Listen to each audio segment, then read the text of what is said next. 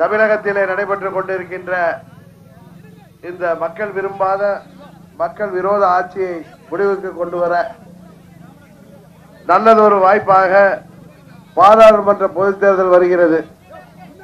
அந்த பொதுத் தேர்தலிலே நமது அம்மா மக்கள் முன்னேற்ற கழகத்தின் வேட்பாளரை நமது பவானி சாகர் தொகுதி உள்ளடக்கிய நீலகிரி பாராளுமன்ற தொகுதி வேட்பாளரை நீங்கள் வெற்றி சின்னமாகிய குக்கர் சின்னத்திலே வாக்களித்து மாபெரும் வாக்கு வித்தியாசத்திலே வெற்றி பெற செய்ய வேண்டுமாய் பணிவன்போடு கேட்டுக் கொள்கின்றேன்.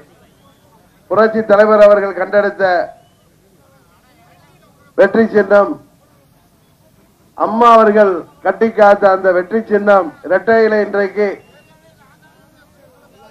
தமிழக மக்கள் விரும்பாதவர்கள் கையிலே நமது இயக்கத்திற்கு யாரால் முதல்வரானோமோ, யாரால் இந்த ஆட்சி தொடர்கிறதோ அவர்களுக்கே துரோகம் செய்த இந்த துரோகமதியாளர்களிடம் சிக்கி இருக்கின்ற இரட்டைலையை மீட்டெடுக்க அம்மாவின் தொகுதி மக்கள், ஆர்கே நகர் தொகுதி மக்கள் அங்கே இரட்டைலையோடு வந்தால் மக்களை ஏமாற்றி விடலாம், அது அம்மாவின் சின்னம், அம்மாவின் தொகுதியிலே நாம் சென்று இரட்டைலையை காட்டி அம்மாவின் ஆட்சி இது என்று சொல்லி வாக்குகளை பெற்றுவிடலாம், வாக்குக்கு 6000 என்று பேரம் பேசியவர்கள் அவர்கள் நினைத்ததை அந்த தொகுதி மக்கள் முறியடித்து அம்மாவின் தொகுதி மக்களே 2 முறை அம்மாவை வெற்றி பெற செய்த, அதுவும் இரட்டை இலையாகிய வெற்றி சின்னத்திலே வாக்களித்து வெற்றி பெற செய்த மக்கள் ஒரு வருடம் கழித்து அம்மா அவர்கள் மறைவிற்கு பிறகு 2017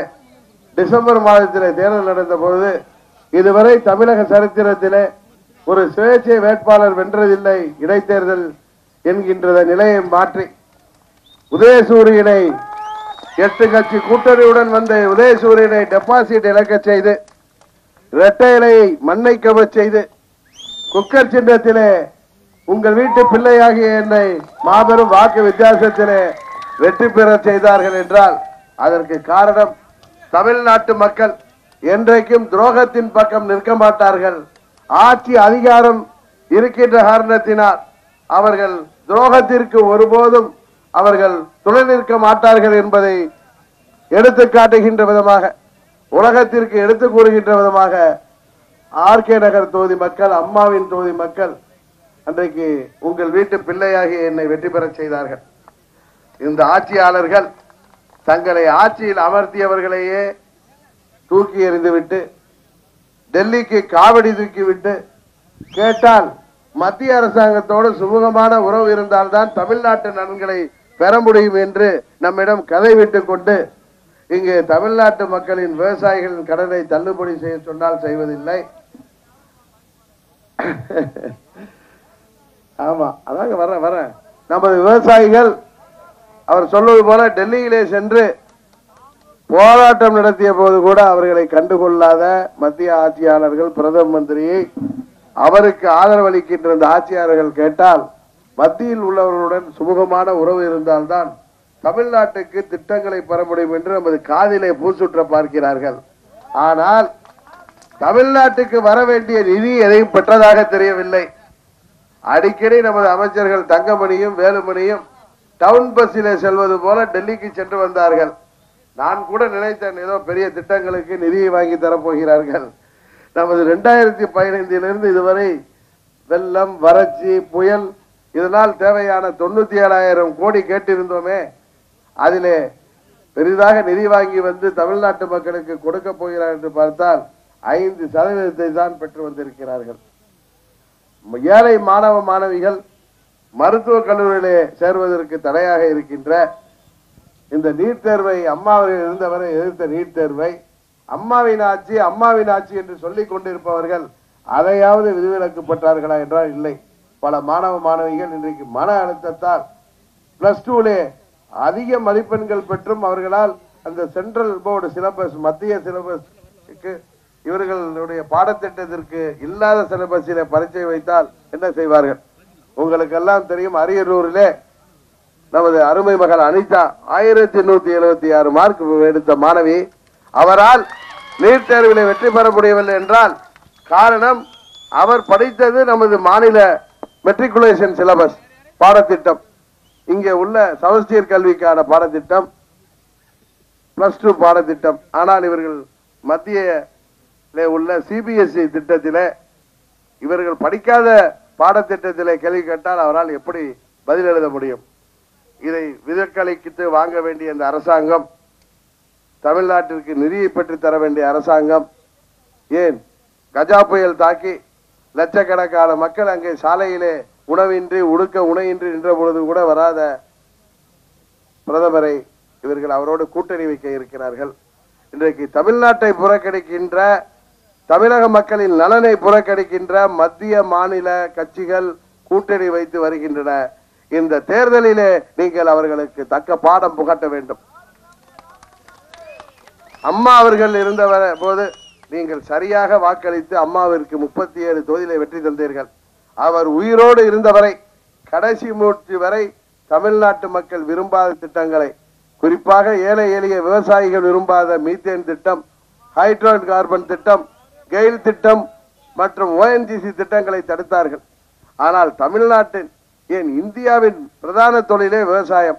அதுவும் குறிப்பாக தமிழ்நாடு என்பது விவசாயம், முப்போக விவசாயம் விளைகின்ற இந்த பூமியை இன்றைக்கு அவர்கள் இந்த விவசாயத்தை குறிவைத்து தாக்கப்படுகிறோம்.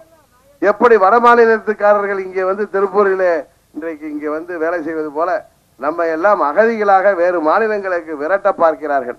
காரணம், மத்தியிலே ஆள்பவர்களுக்கு தமிழ்நாட்டிலே செல்வாக்கில்லை. அது எந்த தேசிய கட்சியாக இருந்தாலும், ஆண்டவர்களாக இருந்தாலும் சரி, ஆள்பவர்களாக இருந்தாலும் சரி, தமிழ்நாட்டிலே அவர்களுக்கு வாக்கு வங்கி கிடையாது. அதனால்தான் நமது குடிநீர் பிரச்சனை ஆகிய, ஜீவாதார பிரச்சனை ஆகிய காவிரி பிரச்சனையிலே உச்சநீதிமன்றம் சொல்லியும் கூட அந்த மேலாண்மை வாரியம் அமைப்பதற்கு காலம் தாழ்த்தி ஒரு வழியாக அமைத்த பிறகு இன்றைக்கு மேகதாதுவிலே அணை கட்டுகிறேன் என்கிறார்கள். தமிழ்நாடு ஒவ்வொரு நாளும் இன்றைக்கு மக்கள் அஞ்சிக் கொண்டிருக்கின்ற சூழ்நிலை. இங்கே உள்ள சாலைகள் வேண்டும் என்று கேட்டால் 8 வழிச்சாலை அமைத்தால்தான் தொழிற்சாலைகள் வரும் என்று நமது முதலமைச்சர் கதை விடுகிறார். அங்கே விவசாயிகளின் நிலங்களை, இயற்கை வளங்களை, மலைகளை, நதி நீர்நிலைகளை, காடுகளை அழைத்து யாரோ தனியார் நிறுவனங்களுக்கு அவர்களுக்கு அந்த மலையிலே உள்ள இரும்பு தாது போன்றவற்றை, இயற்கை தாதுக்களை, பூமிக்கு அடியிலே மலைக்குள்ளாரே உள்ள தாதுக்களை டெண்டர் விடுவதற்கு வசதியாக இவர்கள் உதவியாக 10,000 கோடி திட்டம் திட்டப்பட்டது. விவசாயிகள் போராட்டத்தால் நீதிமன்ற தடையானது இன்றைக்கு நிற்கிறது. அதுபோல ஸ்டெர்லைட் ஆலை வேண்டாம் என்று மக்கள் போராடினால் துப்பாக்கியால் சுடப்பட்டு 13 பேர் இறந்திருக்கிறார்கள். அதை கூட கேட்க வராத பிரதம மந்திரி தமிழ்நாடு இந்திய வரைபடத்திலே இருக்கிறதா இல்லையா என்று தெரியாத அளவுக்கு நாம் எல்லாம் இன்றைக்கு வஞ்சிக்கப்பட்டு தமிழ்நாடு இன்றைக்கு பாராமுகமாக இன்றைக்கு வஞ்சிக்கப்பட்டிருக்கிறது. மீண்டும் தமிழகம் தலை நிமிரவும், தமிழ்நாட்டு மக்களின் நலனை எல்லாம் பெற்றுத்தரவும், அம்மா அவர்கள் வழியிலே இயங்கிக் கொண்டிருக்கின்ற, யாருடனும் எதற்காகவும் சமரசம் செய்து கொள்ளாத இந்த மக்கள் இயக்கமாகிய அம்மா மக்கள் முன்னேற்ற கழகத்திற்கு நீங்கள் ஆதரவளிக்க வேண்டும். நமது சத்தியமங்கலம் போல் தமிழ்நாட்டிலே எங்கு சென்றாலும், அது கன்னியாகுமரியாக இருந்தாலும் சரி, கிருஷ்ணகிரியாக இருந்தாலும் சரி, திருத்தணியாக இருந்தாலும் சரி, தஞ்சையாக இருந்தாலும் சரி, கோவையாக இருந்தாலும் சரி, வேலூராக இருந்தாலும் சரி, செல்கின்ற இடங்களெல்லாம் அம்மா மக்கள் முன்னேற்ற கழகத்திற்கு மக்கள் பெரியோர்களும் தாய்மார்களும் இளைஞர்களும் இன்றைக்கு பேராதரவு அளிக்கின்றார்கள். இன்றைக்கு தமிழகம் வஞ்சிக்கப்படுகிறது. குறிப்பாக இங்கே உள்ள விவசாயிகளுக்கு, மாணவ மாணவியர்களுக்கு, படித்து வேலை வாய்ப்புக்காக காத்திருக்கின்ற இளைஞர்களுக்கு, அதுபோல அரசு ஊழியர்கள், ஆசிரியர்கள், போக்குவரத்து தொழிலாளர்களுக்கு தேவைகளை நிறைவேற்றவும், தொழிலாளர்களின் தேவைகளை நிறைவேற்றவும், நெசவாளர்கள், மீனவர்கள் என, வியாபாரிகள் என அனைத்து தரப்பு மக்களின் தேவைகளை நிறைவேற்ற இந்த அரசு தவறுகிறது. சட்டமன்ற உறுப்பினர்கள் கேட்காமலேயே அவரது சம்பளத்தை உயர்த்துகிறார்கள். அரசு ஊழியர்கள் கேட்டால் எங்களுக்கு பணம் இல்லை, நிதி இல்லை என்றார்கள். இன்றைக்கு நமது 4 லட்சம் கோடி கடன் நமது தமிழ்நாட்டிற்கு ஏற்பட்டிருக்கிறது. ஆனால் தேர்தல் வருவதால் இந்த ஆட்சியாளர்கள் மக்களை மறந்திருந்தவர்கள் திடீரென்று விழித்துக் கொண்டு ஏழை எளிய மக்கள் மேல் திடீரென்று கரிசனம் வந்து இங்கே தொழிலாளர்களுக்கு 2000 ரூபாய் என்று அறிவித்திருக்கிறார்கள். தேர்தல் வருவதற்காகவாவது இதை கொடுத்தால் சரி, மக்களுக்கு தெரியும். அதுபோல தேர்தல் வந்தால் பணமூட்டையோடு வந்து மக்களை, நமது பகுதி மக்களை பணம் கொடுத்து வாங்கி விடலாம் என்று ஒரு கூட்டம் அலைந்து கொண்டிருக்கிறது. அதையெல்லாம் நீங்கள் முறியடிக்க வேண்டும். இன்னொரு கூட்டம் கூட்டணிகளை அழைத்து கொண்டு வந்து எங்களிடம் பார் இத்தனை பேர் இருக்கிறோம் என்று ஆர்கே நகரிலே டெபாசிட் போனவர்கள் இங்கும் வருவார்கள். அவர்கள் 15 ஆண்டுகள் மத்தியிலே ஆட்சி செய்த போது, அங்கமாக இருந்த போது என்ன செய்தார்கள் என்பதை நீங்கள் எண்ணி பார்க்க வேண்டும். மாற்றத்தை உருவாக்க, தமிழ்நாட்டு மக்களின் நலனை பேணி காக்க, இளைஞர்கள் விரும்புகின்ற மாபெரும் இயக்கமான அம்மா மக்கள் முன்னேற்ற கழகத்திற்கு நீங்கள் ஆதரவளிக்க வேண்டும். எங்களது வேட்பாளர்களை நீங்கள் குக்கர் சின்னத்திலே வாக்களித்து வெற்றி பெற செய்ய வேண்டும். நமது அரசு அமைந்தவுடன் அரசு கலைக்கல்லூரி, மாணவ மாணவியர் விருதி வேண்டும், பாதாள சாக்கடை திட்டம் வேண்டும், ரிங் ரோடு வேண்டும், பாதுகாக்கப்பட்ட சுகாதாரமான குடிநீர் வேண்டும், சத்தியமங்கலம் அரசு மருத்துவமனையை அனைத்து வசதிக்கூடிய தரம் உயர்த்தப்பட்ட மருத்துவமனையாக மாற்ற வேண்டும், ஆற்று நீர் மாசுபடுதலை தடுத்த வேண்டும், இரவு 9 மணிக்கு மேல் திம்பம் மலைப்பாதையில் ரக வாகனங்கள் பயணம் மேற்கொள்ள வழிவகை செய்ய வேண்டும், கடம்பூரில் வாழும் மலையாளி இன மக்களுக்கு பழங்குடியினர் சான்று கிடைக்க நடவடிக்கை வேண்டும் போன்ற உங்கள் தேவைகளை நிச்சயம் உங்கள் ஆதரவோடு அம்மா மக்கள் முன்னேற்ற கழகத்தின் சட்டமன்ற உறுப்பினராக நமது பவானி சாகர் தொகுதியிலே தேர்ந்தெடுக்க போகப்படுகின்ற வேட்பாளரை நீங்கள் ஆதரிப்பதன் மூலம், சட்டமன்ற உறுப்பினராக்குவதன் மூலம், அவர் மூலம் நிறைவேற்றி தருவோம் என்ற உறுதியை கூறி உங்கள் அனைவருக்கும் எனது நன்றியை கூறி விடைபெறுகின்றேன். நன்றி, வணக்கம்.